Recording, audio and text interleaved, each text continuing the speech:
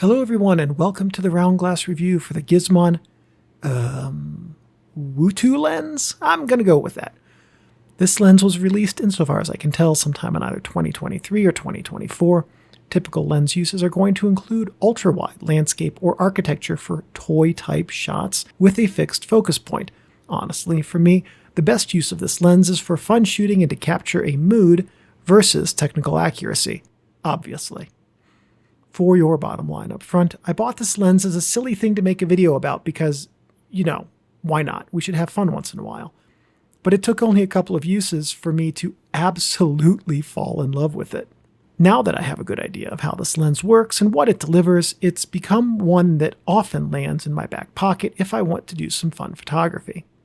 Your focal length and angle of view are 17mm and 104 degrees on full frame, an equivalent of 28mm with 80 degrees on aps-c, and an absolutely bonkers 10mm and 117 degrees on GFX. Yes, it almost covers the whole GFX sensor. The aperture range is 16. The element and group count are 2 and 2. The design type is a symmetrical rectilinear wide angle. Specifically, this lens's two disposable camera plastic meniscus lenses placed in opposition evenly around a fixed waterhouse aperture. The filter size is NA. There are no threads. It looks like it, but the little rings at the front of the lens aren't actually filter threads. Your closest focus is NA. This focus is fixed at 0.5 meters to infinity. Now that said, unscrewing this lens in the adapter that you use for your camera can allow slightly closer focus, and I was able to obtain focus to about 0.1 or 0.2 meters. The native mount is M39, with adapters available from Gizmon for Nikon 1 EOS M, Sony E, Fuji XF, Micro Four Thirds, Nikon Z, and Canon EOS R. Oh yes, and Pentax Q. The last of those having a different body than the rest of them. It's a slightly different shape. I think it's also in a C-mount thread instead of an M39 thread, but I don't have one of those, so don't quote me on that. This lens will work on any system that has an M39 adapter available to it, though, and that includes GFX, even though Gizmon doesn't list GFX on their website. The dimensions are 60mm by 15, and the weight is an incredibly light 46 grams. First up, I made some modifications to my lens to make it perform better, and I recommend these modifications for you as well. After I made these mods, the lens had better color saturation and almost no issues with sensor reflection. That's where light through the lens reaches a sensor, reflects off of it, bounces back off the back of the lens, and so on and so forth. So what I did was I painted both sides of the lens, this is black plastic, not the threads, but the concave cone portion, in matte black paint. I specifically used Culture Hustle Black 3.0. Then I lined the inside surfaces of that cone in adhesive-backed black felt. This absorbs all of the stray light that makes it through the lens housing. In addition to improving contrast and saturation, this also improved overall image sharpness. Some amount of light, especially in full sun, clearly makes it through the plastic these lenses use, so some work to eliminate that is beneficial, and that's because if there are any truly light-proof 3D printed plastics in the thicknesses that this housing is printed in, I'm not aware of them, and so some amount of light as this lens arrives straight out of the box does pass through the plastic housing when you're using it. Next up, set your expectations for this lens. It's meant for fun, and it is not a precision tool. Now that said, when we get to the technical testing, you're going to have some real surprises. This lens simultaneously performs exactly like you might think two disposable camera lenses would perform, but also way better. For your next few tips, listen to them in this light.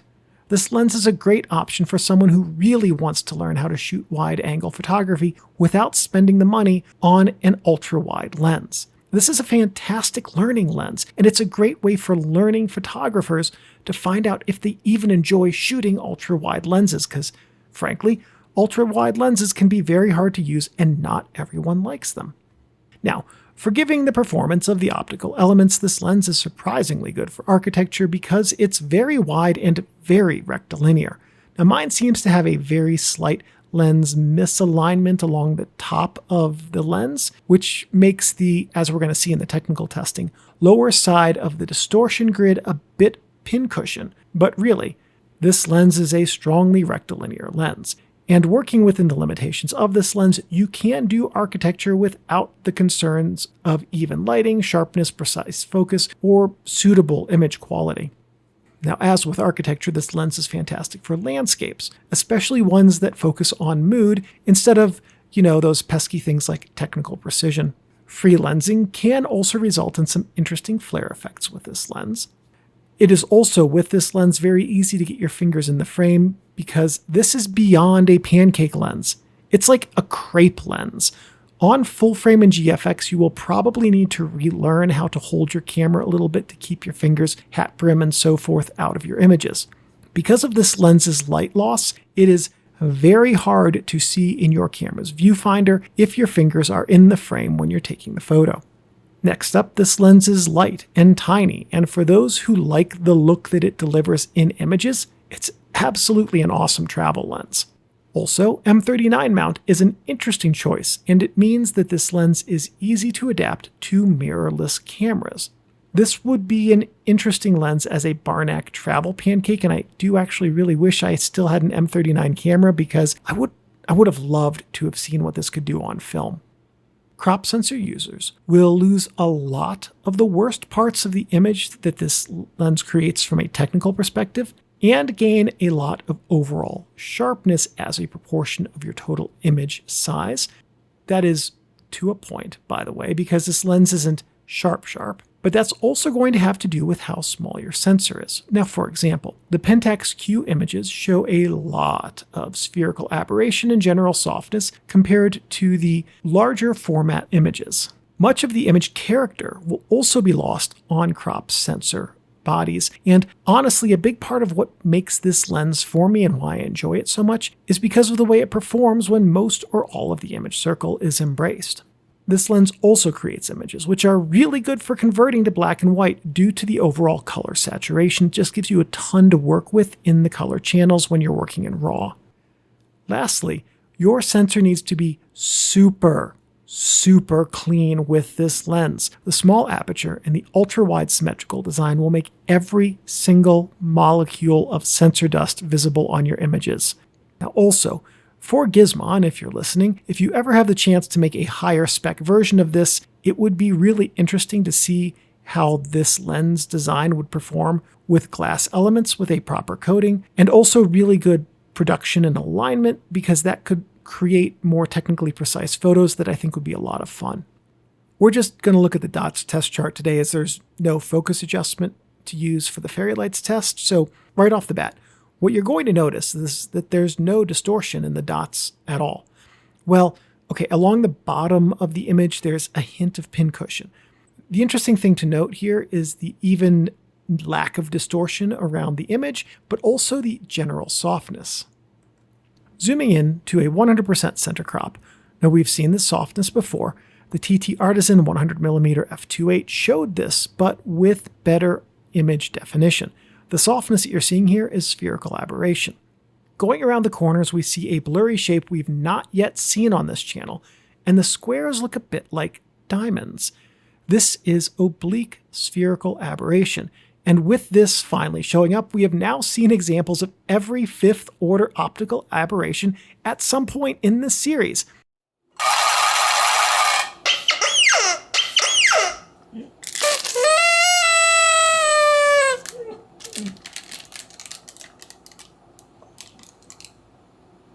Now, specifically here, we see diamond-shaped blur, which is basically the result of a harmonious marriage of astigmatism and spherical aberration.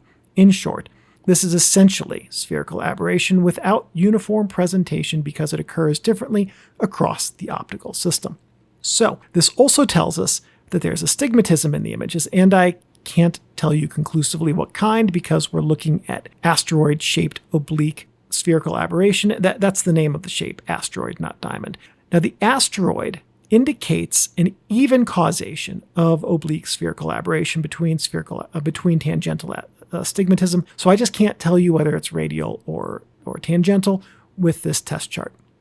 And because I was frustrated by that, and because I couldn't glean more from this test, I did some research on how to improve my dots test chart to more clearly show astigmatism. And here's what I developed. The circles and new straight lines will tell us what kind of astigmatism a lens delivers. So I popped the WtuLens on the 50S2, and here's what that image looks like. Lenses have two types of astigmatism. The sample shows radial astigmatism. Circular lines are blurry. The horizontal, diagonal, and vertical lines are not, which means that this lens has no tangential astigmatism, and the softness in the straight lines is simply due to spherical aberration. Now, by the way, this chart shows us where the types of astigmatism get their names. Radial affects the light in a manner that shows up when looking at radial shapes radiating away from the image center, and tangential affects light in a manner that shows up when you have lines at a tangent from the image center. I honestly don't even know why I'm doing this section other than it's in the script outline. Breathing is not a thing that applies to a fixed focus lens. Great, move on. The aperture is a fixed waterhouse, and yes, it does still create some stars as we're going to see in a moment, but there's no way to adjust it, so there we go. The front element is stationary, but if you do unscrew it for focus, it rotates. For video, I do not suggest using this lens as a focusable lens, as the threads on the housing, that this is 3D printed, the 3D printed housing, do not seat perfectly into M39 adapters. And that means that even after just loosening this lens a little bit, there will be a lot of XY axis float, where Z is the axis on which light travels through the lens, and that will absolutely show up in your video shots. Sharpness is soft, even in the center, but if you bought this lens because you thought it might have corner-to-corner sharpness, well, oops. So embrace the way that this lens creates images, and work with that specific aesthetic to get the most from it. Build quality is fine, and way better than I expected from a lens that appears to be primarily 3D printed. As noted in the tips earlier, there are some modifications you can make to improve this lens. Contrast is honestly kind of incredible. The contrast is strong, and that translates into stunning, saturated, and rich colors that can really carry an image. This also means that black and white conversions are stunning too.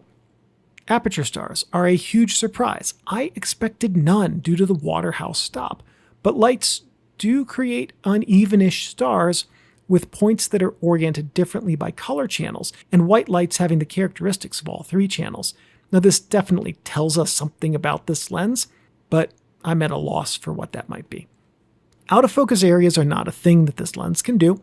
Distortion is essentially non-existent because this is a symmetrical lens. Distortion occurs because of imperfect light ray arrival location on the image media, with pincushion distortion indicating that the element or elements in front of the aperture have more effect on this, and barrel distortion indicating the elements behind the aperture have more of an effect on imperfect light ray arrival on image media.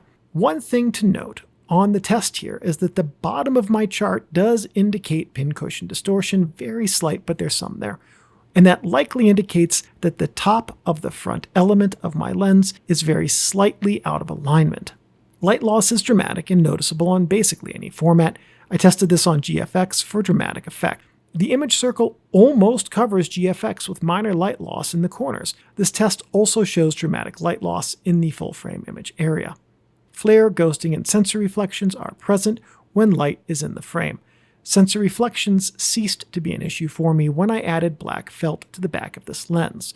Flare was also reduced. Ghosting happens due to this lens's element's surface reflectance and will occur with light in or just beyond the frame no matter what you do. But it's also relatively minor, and the vast majority of the time, it was not a concern.